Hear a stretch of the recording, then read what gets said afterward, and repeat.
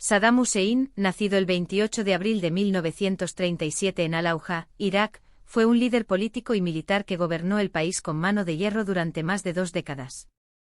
Proveniente de una familia humilde, creció en un ambiente marcado por la inestabilidad política y la pobreza. Desde joven se unió al partido Ba'ath, una organización nacionalista árabe que promovía la unificación de los países árabes y la lucha contra la influencia occidental.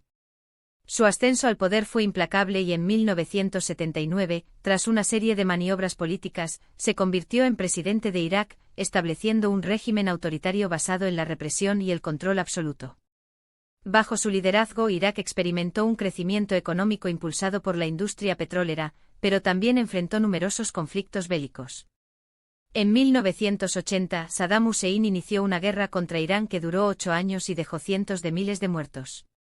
Posteriormente, en 1990, invadió Kuwait, lo que provocó la Guerra del Golfo en 1991, cuando una coalición liderada por Estados Unidos lo obligó a retirarse. A pesar de las sanciones internacionales y el creciente descontento dentro de Irak, Saddam mantuvo el poder con una combinación de propaganda, represión y violencia contra sus opositores. Tras los atentados del 11 de septiembre de 2001, Estados Unidos acusó a Saddam de poseer armas de destrucción masiva, lo que sirvió como pretexto para la invasión de Irak en 2003. Su gobierno colapsó rápidamente y tras meses de búsqueda, fue capturado en diciembre de ese mismo año.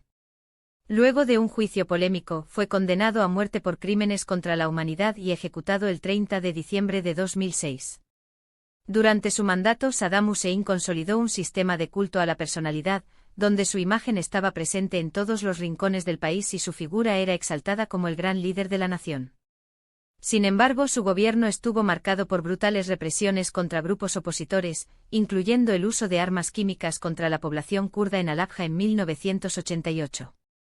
A lo largo de su gobierno implementó políticas de modernización en la infraestructura y educación, pero su administración también estuvo plagada de corrupción y persecuciones políticas que llevaron a miles de personas al exilio o a la muerte.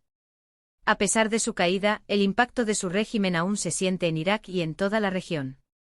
La invasión estadounidense desató una inestabilidad prolongada, con el colapso de las instituciones estatales y el auge de grupos extremistas como el Estado Islámico, que se fortaleció en el vacío de poder dejado por su derrocamiento.